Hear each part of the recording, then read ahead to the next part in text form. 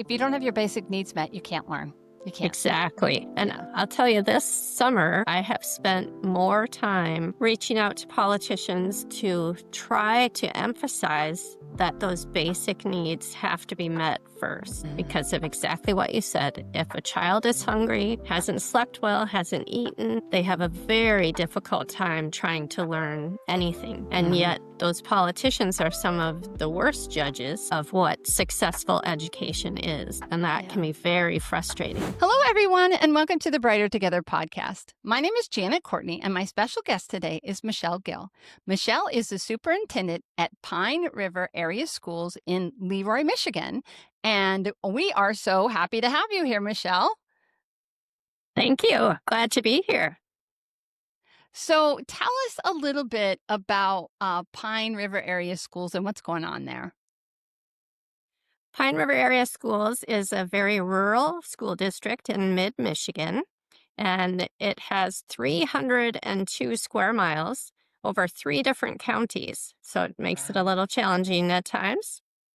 Our region is a very caring and concerned community. So we have a Pine River family. Our whole community is family to us. So we really focus on doing what's best for kids and meeting the many, many needs of our students. And I'm happy to be here.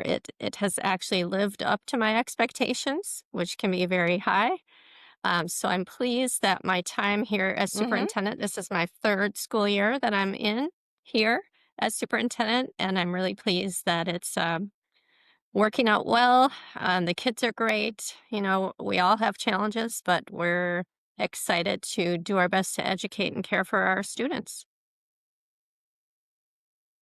So what brought you to Leroy? You told me you would live quite a bit up in the Upper Peninsula of Michigan. So in Right. Michigan, if you live below the bridge, we're called trolls. So I asked her at the beginning. I was like, "Why did you join the trolls? What made you move?" So Right. Well, I love being a Youper, and that's what they call people of the Upper Peninsula. And yep. there's many, many Mm-hmm. wonderful things about the Upper Peninsula. But my husband and I had both been there most of our lives. And as a superintendent, incomes are lower in the Upper Peninsula. So we were interested in Mm, a new adventure and interested in upping my income too, frankly. yeah. Mm-hmm. Yeah. Yeah. That works. Absolutely. So you got there and what kinds of challenges did you face? Well, the first challenge was housing. Not even before I got here. In 2023 is when I started here at Pine River, and there were very few homes for sale. So finding a house was Mm, difficult. I did not find one in district. I found one in Cadillac, and that is currently for sale. As my husband is a teacher, but he's also a builder, so he built us a house, and we're on the verge of moving into it here in Leroy. So soon we'll be in district. And I forgot what question you no, asked me. I was just, yeah. The challenges that you faced. You said you had Oh, the originally, challenges. yeah, yeah. I mean, coming to a totally new community where I know no one, the Mm-hmm. biggest challenge is having me get to know our community and for the community to get to know me. So that Mm-hmm. was the initial challenge. And I'm really good with names, but when you have to meet 800 plus students and 100 plus employees and then community members and board members, it's really difficult to get to know people on a name basis because there's just so many names to try to learn. Mm-hmm. Mm-hmm. Are you getting there though? 3 years later, you getting there? Slowly. I Yeah. know all the staff. I know all the staff and I know some of the students. And really the students that came up to me in the beginning and introduced themselves to me, I never forgot them. Mm-hmm. Um, but not, very few of them actually come up and say, "Hi, Mrs. Gill, I'm so and so." Right. But yeah, I'll never forget the ones who did. I really Awesome. appreciated that. So, but you guys have had some interesting programs that you're running in your school. Tell us a little bit about that. Okay, well, one that I'm super proud of is a leadership class that our music director is in charge of. And so we have 27 students this semester who are part of what we call leadership, and they are learning how to be leaders. They are learning through serving, and they do a wide variety of things. And the latest was for homecoming. They're really good at amping up the spirit levels during homecoming week. And this was just last Friday. And of course, at 6 a.m. on homecoming, we had no power. Oh no. And so, yes, so not only was myself and my admin team going crazy trying to figure out what's going on. Are we going to be able to have homecoming? Do we have school? Do we have to cancel? It's already past our cancellation time. What do we do? It was just a really intense Friday morning. So our leadership team was able to be super flexible and accommodate different time changes. And we did end up having our parade in the afternoon. We did have to cancel school. We did end up having our football game and then our dance the next day, but it was pretty stressful from 6 a.m. to noon, and trying to figure out, are we going to have power? Are we not going to have power? Do we have the parade? Do we have the game? Can we let kids in the school to get their band instruments if we don't have any lights? So we Wow. had emergency lighting brought in and porta potties and, the whole Wow. gamut. But it was a Wow. beautiful day. It worked out really well, and everybody pulled together to make it all happen. So it was awesome. So Awesome. that was just one little thing that they Mhm. helped with. Yeah. Um, one of the things that really struck me, one program that they did, which they won an award for, was called Words Hurt.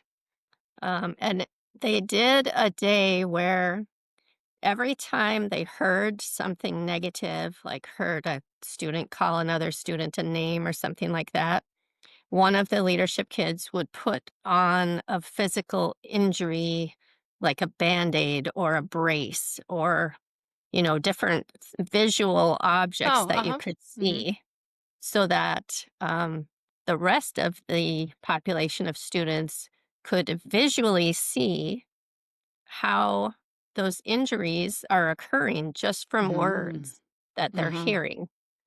And it was very, very impactful. And they're not going to do this every year because they don't want to dull the Right. impact of it, but Mhm. they are going to do it every so often, maybe every other year or every third year, so that students can continue to visually see the impact of what those tiny little words can do negatively Mhm. to their fellow classmates. So that was really cool.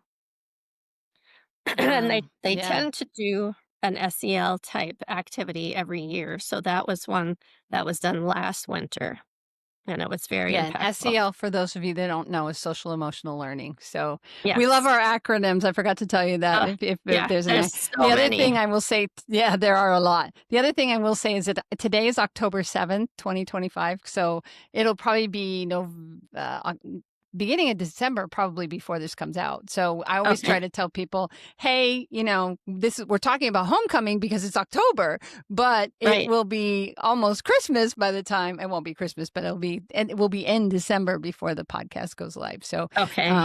I always try to make sure that people know what we're talking about and understand. And so go continue. Please tell me about the SEL activity. I'd love to hear about it.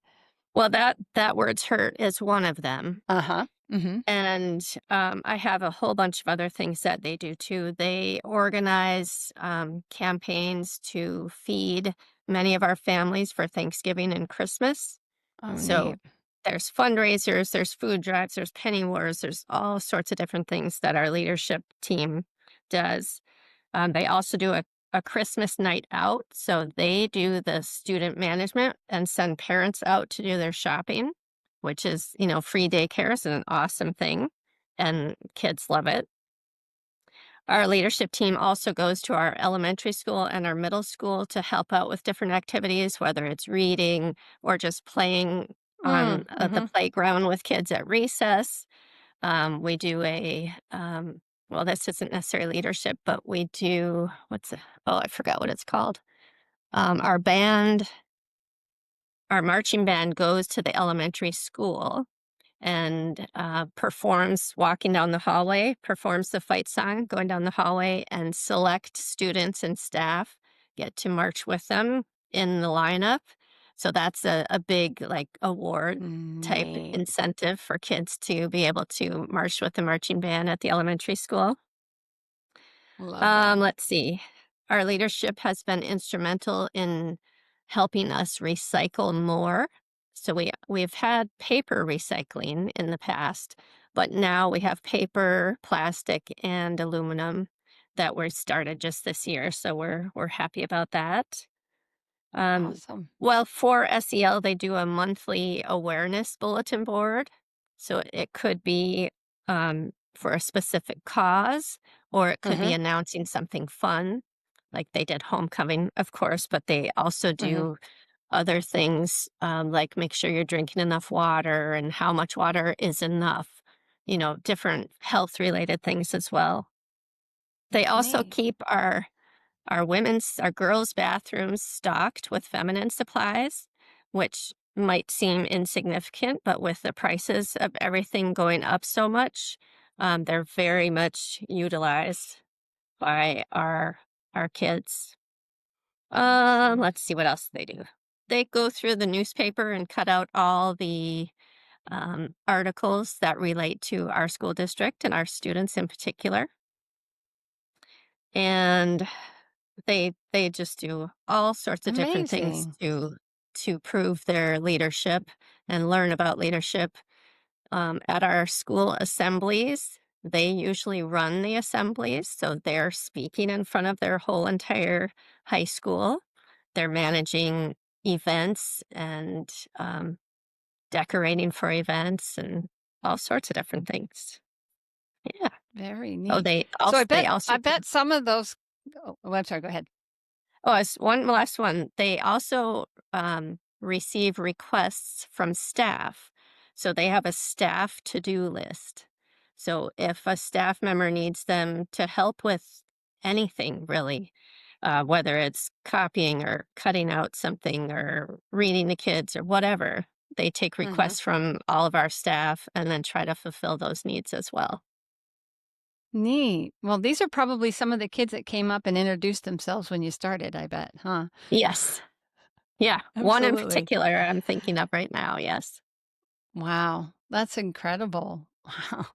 So, what other things, so you are going on, in like maybe the elementary school or I know budgets are always an issue. Are you guys having, there were some notes about that being an issue. Yeah, that's a whole big thing we can talk about if you want to too. Sure. Yeah, But before we get to that, I'll mention the elementary you just sure. asked about, like what might be going on that's cool at the elementary. Once a quarter, I believe it is, we have a clubs day. So on clubs day, it gives kids the afternoon, and it might only be 1 or 2 hours, that they get to try all sorts of different activities. Oh, And okay. it could be archery, it could be sewing, it could be makeup or hair, Legos, Play-Doh. I mean, a whole big variety of things to do. And last Friday was clubs, um, I think, or did it get rescheduled? I can't remember if it was last Friday or the Friday before. And anyway, I popped over there because the principal invited me over, so I popped over to check things out. And it was so fun. I ended up spending part of my time with a bunch of kids in the makeup room. And so they were getting their hair done. And I said, "Oh, I know how to French braid." So they set me up and I French braided like 6 different girls' hairs. And then we had glitter spray to put in their Oh, hair and stuff. fun. So it was super fun. Yeah. And how cool is that for an elementary school child to Yeah, get her hair braided by the superintendent of the right. schools? That's And they don't, amazing. Yeah, I bet they they don't love always that. know what the superintendent means. So I try to tell them that I'm Mhm. their principal's boss. I'm Mr. DeVos's Mhm. boss. They're like, "Wow." Right. Yeah. Yeah. But we're a family business, and my husband always laughs because he's like, "Can I retire now?" And I'm like, "No, your boss won't let you," and that would be me. Right. Yes. So, not yet, darling, not yet. Give us another Yeah, 8 years yeah. or so. He's like, "But I'm ready right now," and I'm like, no, you're not." Not quite yet. So not quite yet, not quite yet. Yeah. Okay, so yeah, let's talk a little bit, just a little bit. Let's touch on budgets and Okay. what's happening in Michigan. So, because these are things that I think the nation needs to know. I mean, it's not they talk about test scores and about whatever, and they are attacking our Mhm. teachers and attacking our schools, but they don't realize and it's like what is going on, Right. and the amount of work that goes on even with the constraints of budgets and, so let's touch it. Okay. So I'm gonna back up to last spring, Sure. because we last school year, we were looking at having to cut $1 million from our budget. And part of the problem was that we didn't have all of our budget allocations given to us until the end of April. So in March, we were ready to lay off staff. And then we waited a little bit longer because we knew more info was coming. And so finally, by the end of April, we received all of our funding and we tightened up our budget a little bit more. And because of that, we didn't have to cut as much. So we did not lay off anyone. We just ended up um, reducing through attrition and making some minor adjustments. So we reduced about 400,000, and that was great. Everybody was happy with that. Excuse me. So then this Nice. year, we are required to pass our budget for 25-26 by June 30th. The Mhm. state of Michigan is also required to do the same thing, but they did not. So we started the school year with no budget at all. And even not only nationally, but I would say probably the majority of Michigan residents did not know that schools don't have a budget. We still, to this day, do not have a budget. It is October 7th. Right. So that has put us in a very difficult position. There are some districts that receive some of their funding in July, their tax-based funding in July, Mhm. and there are many others who don't receive any until December. So we're one of the districts that doesn't receive any funding from our tax base until December. So what do you do then when you have no money coming in July, August, September, October, November, December? And it's late December that we get ours, late December, early January. 6 months, So, half the year. That's half the year. right. So all everyone who has the December tax payments really has been put in a position of looking at other financing in order to make payroll. Now, Mm. our particular district is able to get through October. Normally, we would receive an October 20th state aid payment, which is in question right now because even though the Republicans and Democrats have agreed on a budget proposal just a couple days ago on October 3rd, the governor hasn't signed it yet. So she is Mm. supposed to sign it by tomorrow. I hope she does, because that Yeah. would theoretically allow enough time for us to still receive our October 20th state aid payment. Either way, we are good through October. We have enough funding set aside that's accessible to be able to make all our payrolls through October.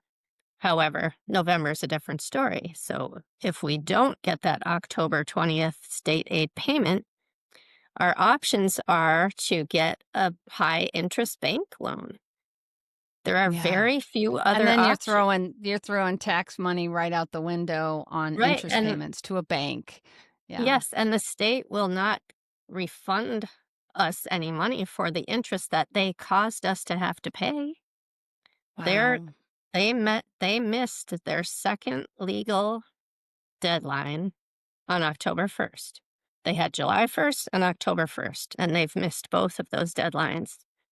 So, as far as Michigan, schools still don't have a budget. Wow. And it is not fair to our students, our staff, our administration. It's not fair to anyone. No. And a lot of the community doesn't understand that we're all in that position right now. Wow. Hopefully, in Michigan, we will soon be resolved. And then you look at the federal level, and that's a whole nother ball game because I don't know when they will ever settle. Occupational therapy shouldn't be one more thing on your plate. It should be a solution. Lighthouse Therapy offers school-based occupational therapy services that actually work for you and your staff. Our OTs have an average of 16 years of experience in schools, and they support everything from handwriting to fine motor to sensory integration. And you can choose from 3 different service models, whether it be virtual, hybrid, or in person. It's OT that fits your workflow without the chaos.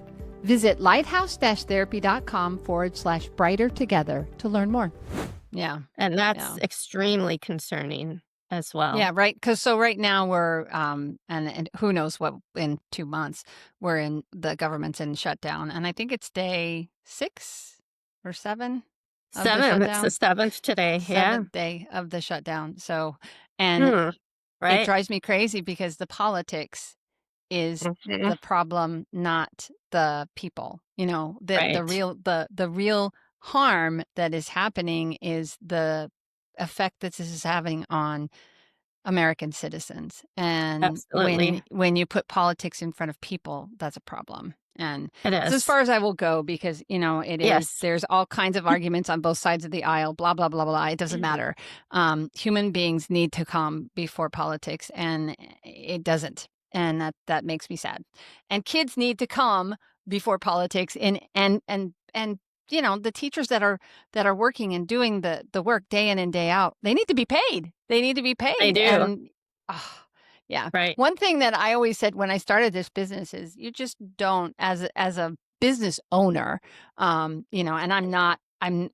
I'm a business owner. I'm not an elected official and or don't work for the schools, but I contract with schools.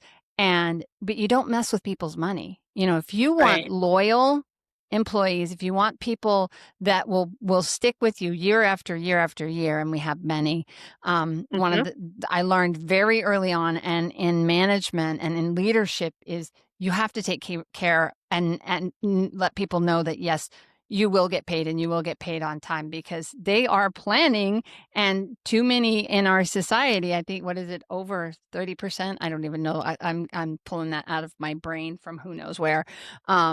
Live paycheck to paycheck, and it doesn't matter what walk of life you're in, Right. and you live paycheck to paycheck, you live paycheck to paycheck, and if you miss a paycheck, that's a problem. And somebody said, most Americans are like 2 or 3 missed paycheck from being homeless, and it's like that is not okay. We Right. need to take care of our people, and when they do stuff like that, so I hope that politicians hear this and go, look at what you're doing. Look at, Right. and I don't know that they'll hear us, but we can talk about it and put it in front of the people that don't know. And if someone's listening to Mhm. this podcast, hopefully somebody that didn't know what was going on, because what happens mostly is people like you get blamed, right? You're Right. the superintendent, you're the leader. Why aren't you paying your people? Or why aren't you doing Mhm. whatever it is you're doing?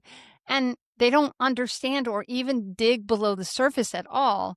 They just want to say schools are failing. And then they don't understand that no, they're not. They're doing everything they can, but you have to take care of the finances of the school. You have to stop measuring schools based on one test score. That drives me crazy as well. Right. Right. Nobody else gets Exactly. measured on one test score. You have to pay for every single student that's in the school instead of the number of schools that are in the student for one day. It's so upside Right. down and backwards, and people just don't realize that.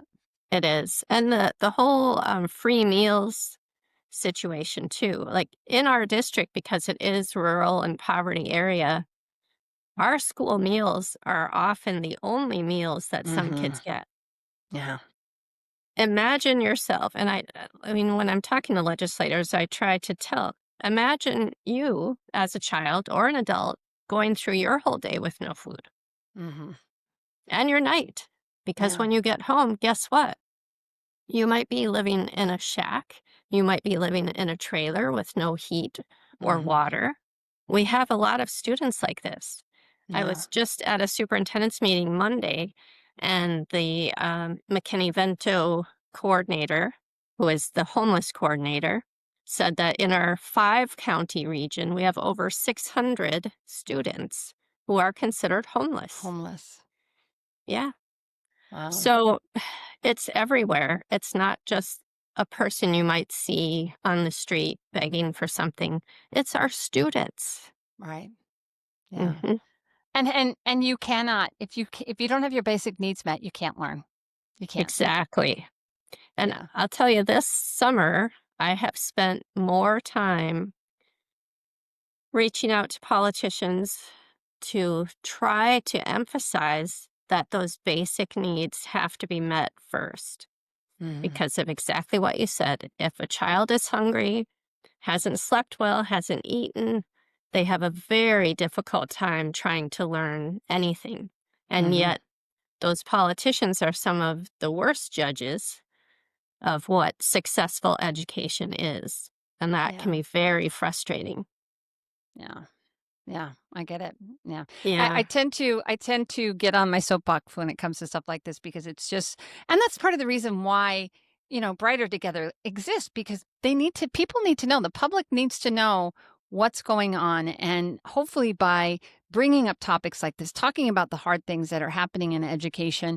And it's not just Michigan. We know right, that there are other states that are experiencing in a myriad of different ways. Every state's got their own policies and how they do things. And so, I don't want people to think that Michigan is the only one, or we're targeting Michigan. Michigan is, I have a son there. It's like we lived there for 19 years. So Michigan is part of my heart, will always be in Michigan. Michigan, we have family and friends, and so this is not me bashing on Michigan. This is just a situation that is exacerbated by the politics that are going on, instead mhm, of putting these kids and these teachers and the people that are fighting every day for these kids in front of politics. We need to put our children and our schools in front of politics, and it needs to happen across the board. It really does.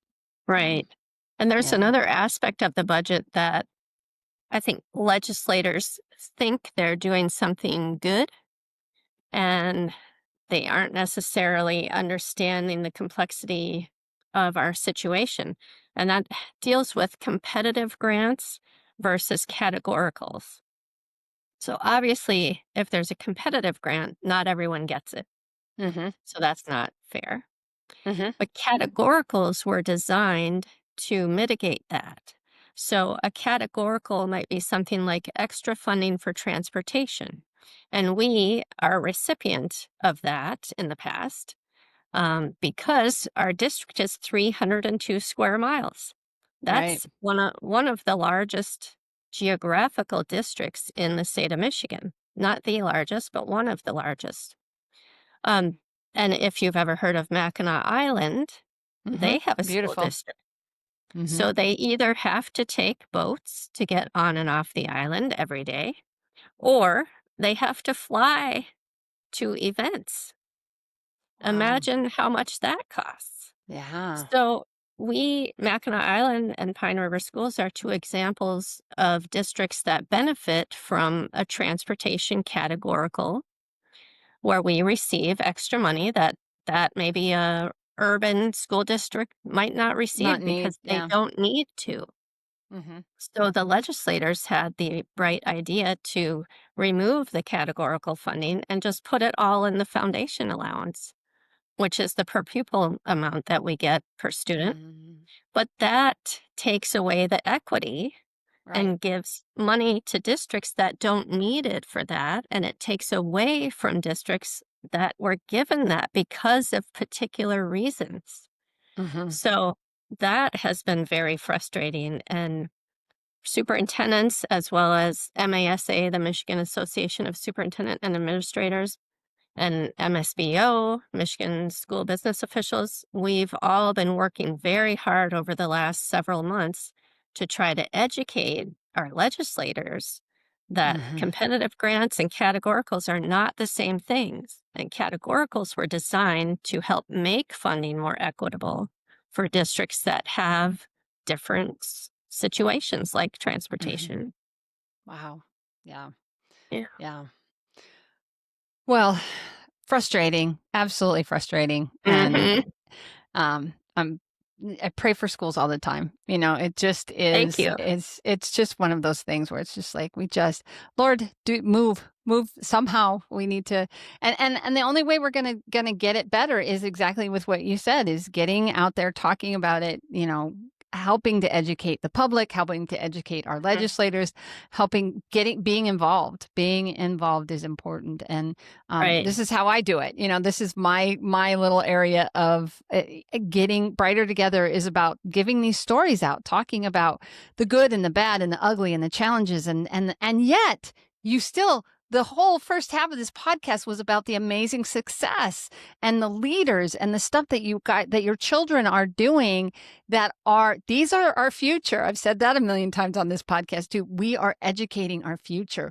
We need to Yes. invest in our future, and schools are a huge part of that. And this country just needs to figure that out and stop comparing us to everybody else's, because when we talk about test scores, and it's just like it's not apples to apples. There isn't Right. any apples to apples with that. And other countries, especially China, they're skewing their numbers.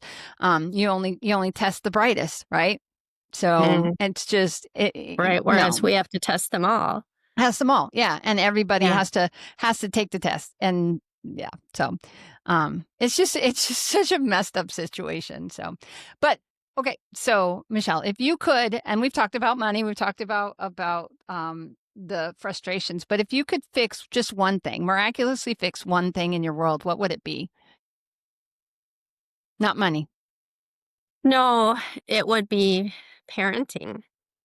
Mm, We have a systemic lack of parenting in our yeah, society, and that has really hurt our students. yeah, Um, Even we're early into the school year this year, and we have had so many students, more this year than ever, that are contemplating suicide. mhm, They have not been raised with any faith. They have parents that are not present, whether it's physically or mentally or spiritually or financially. All of those areas are lacking. So it's very sad to see, and it makes me very concerned for these children yeah, who need parents. And mhm, schools do a phenomenal job at parenting, but that's mhm, not our job. right, But we yeah, do it anyway because we love them. right, But yeah, we need parents to be more present. We all wish we could get rid of cell phones. yeah, yeah. Ah, parents Yeah, turn often them use off, them turn as them off. parents Yeah. parenting Yeah, it's tools, not but it's they are not a not. substitute for parenting for sure. No, Yeah. they're doing more damage than help for Mhm. sure with our Yeah. students.